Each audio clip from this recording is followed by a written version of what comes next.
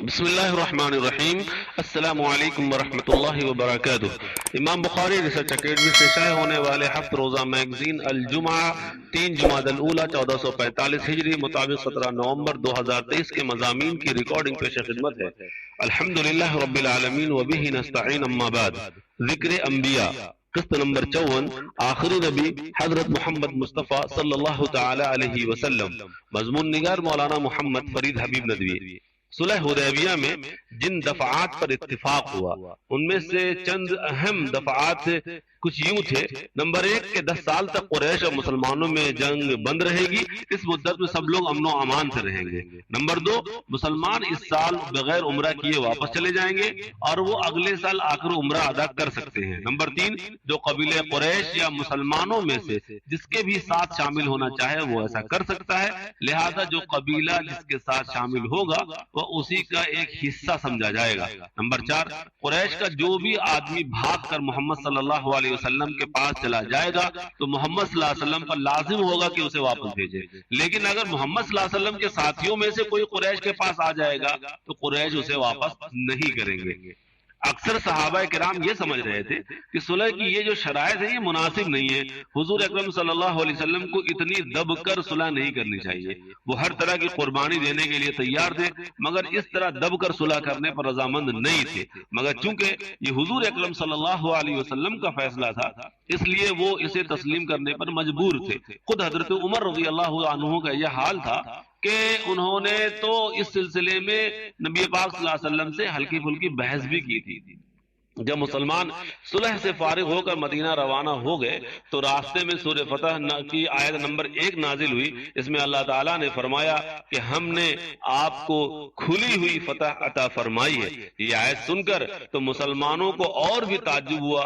حضرت عمر بڑے حیران تھے کہ آخر یہ کیسی فتح ہے، مگر آنے والے چند سالوں بلکہ چند مہینوں نے ہی بتا دیا یہ صلح واقعتاً کھلی ہوئی فتح تھی۔ اور بعد میں حضرت عمر رضی اللہ تعالیٰ عنہ کہتے تھے کہ مجھے پہلے تو سمجھ میں نہیں آیا مگر بعد کے حالات نے سمجھا دیا یہ صلح کس طرح فتح مبین ثابت ہوئی۔ اگر ہم اس وقت کے اور پھر بعد میں پیش آنے والے حالات پر ایک نظر ڈالیں تو آسانی سے سمجھ سکتے ہیں کہ یہ صلح کیوں کر فتح مبین بن گئی۔ جیسے قریش کا اس صلح پر تیار ہو جانا اس بات کی علامت تھی کہ وہ اب مسلمانوں کو بھی اپنے برابر کی طاقت سمجھنے لگے ہیں، ورنہ اب تک وہ مسلمانوں کا وجود ہی تسلیم نہیں کرتے تھے، اس لیے کہ عام طور پر صلح برابر کے ہی لوگوں میں ہوتی ہے، ورنہ طاقتور تو اپنے کمزور دشمن کو نیست و نابود کرنے کی ہی فکر میں رہتا ہے۔ قریش بھی کئی سالوں سے اسی فکر میں تھے مگر پہلی بار انہوں نے مسلمانوں کی قوت تسلیم کی۔ اسی طرح قریش کا اس صلح کی جانب مائل ہو جانا اس بات کی دلیل تھی کہ اب ان کے پاس مسلمانوں کو روکنے کی قوت باقی نہیں رہی۔ یہ بھی ایک طرح سے مسلمانوں کی فتح تھی۔ سب سے اہم بات کہ اس صلح نے ہی فتح مکہ اور فتح خیبر کا راستہ ہموار کیا۔ اس کی ڈیٹیل یوں ہے کہ آپ صلی اللہ علیہ وسلم کے سب سے بڑے دشمن قریش تھے، پھر یہود، پھر منافقین اور ان کے بعد ارد گرد کے قبیلے۔ یہود کے اندر خود تو مقابلہ کرنے کی ہمت تھی نہیں، اس لیے وہ قریش اور دیگر قبائل کو بھڑکاتے رہتے تھے۔ اب جب قریش سے ہی صلح ہو گئی تو آپ اپنے سب سے بڑے دشمن کی طرف سے بے فکر ہو گئے۔ چنانچہ صلح کے چند مہینوں بعد ہی آپ نے یہود کی خبر لی اور خیبر کی فتح حاصل ہوئی۔ ان کے ساتھ ساتھ ارد گرد کے بہت سے قبائل کی ناک میں بھی نکیل ڈالی۔ سب سے بڑھ کر یہ کہ اب کھل کر اپنی دینی دعوت پیش کرنے کا موقع میسر آیا۔ چنانچہ آپ صلی اللہ علیہ وسلم نے صلح کی چند مہینوں بعد ہی دنیا بھر کے بادشاہوں کو خطوط لکھ کر انہیں اسلام کی دعوت دی۔ سلسلہ جاری۔ سلسلہ درس حدیث دل کی بیماریوں کا علاج، قسط نمبر 15، مضمون نگار مولانا ابو طلحہ بنارسی ندوی۔ حضرت ابو دردہ رضی اللہ تعالیٰ عنہ فرماتے ہیں کہ اللہ کا ذکر دلوں کے امراض کے لیے شفا ہے۔ شعب الایمان جلد نمبر 1 صفحہ نمبر 396۔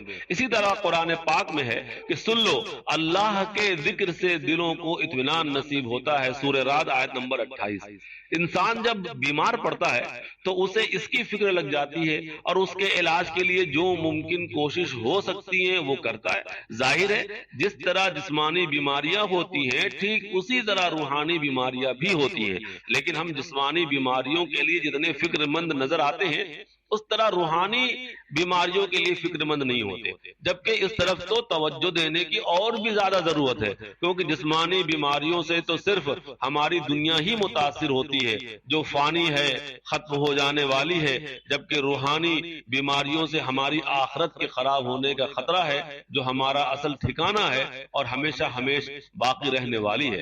انسان دنیا کے جھمیلوں میں رہتا ہے تو اس کے دل پہ کچھ اثرات پڑ جاتے ہیں، جیسے انسان جب باہر نکلتا ہے تو اس کے بدن پر دھول اور گرد کے اثرات نظر آتے ہیں، دھول کے اثرات پانی کے ذریعے صاف کیے جاتے ہیں اور دل پر پڑنے والے گرد و غبار کو اللہ کے ذکر سے صاف کیا جاتا ہے۔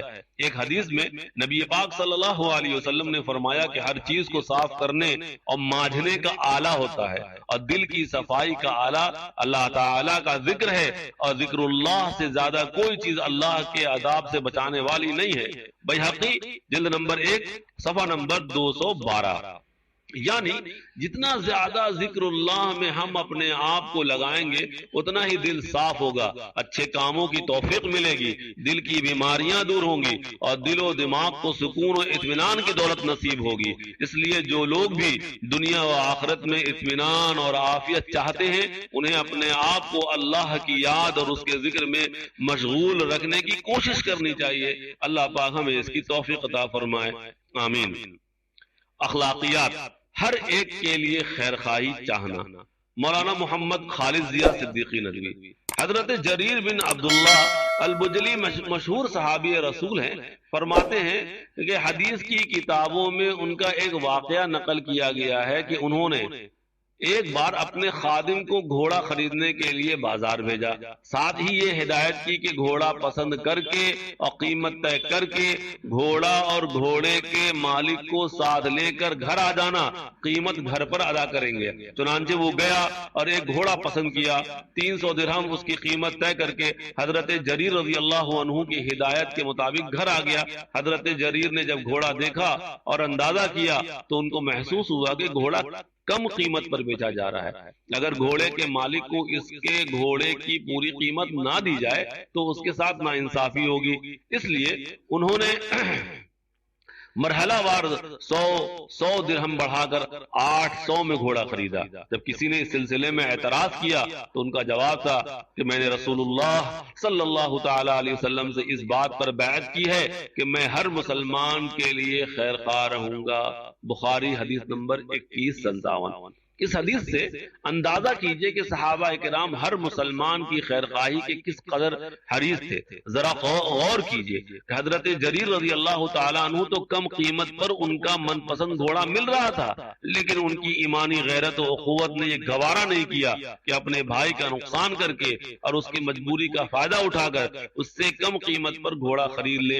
اس لیے جب کسی نے یہ کہا کہ حضرت جب کم قیمت پر گھوڑا مل رہا ہے تو آپ زیادہ قیمت کیوں ادا کر رہے ہیں، تو جواب میں فوراً یہ بات کہی کہ میں نے اپنے حبیب صلی اللہ علیہ وسلم سے وعدہ کیا ہے کہ کسی مسلمان کے ساتھ ناانصافی نہیں کروں گا اور ہر ایک کے ساتھ خیر خواہی اور خلوص سے پیش آؤں گا۔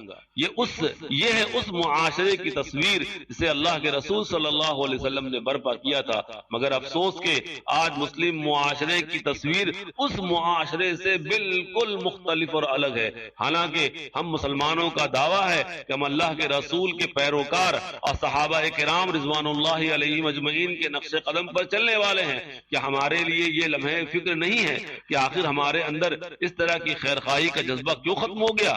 کیوں ہم نے دھوکہ دہی اور غلط بیانی کو اپنے معاملات کا حصہ بنا لیا؟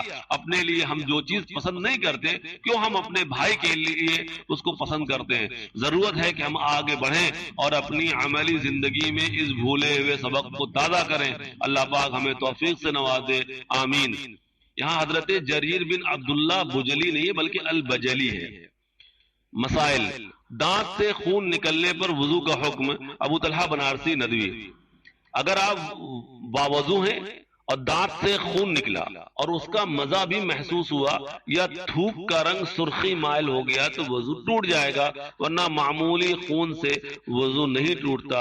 حوالہ آپ کے مسائل اور ان کا حل، صفحہ نمبر 237۔ والسلام علیکم ورحمۃ اللہ وبرکاتہ۔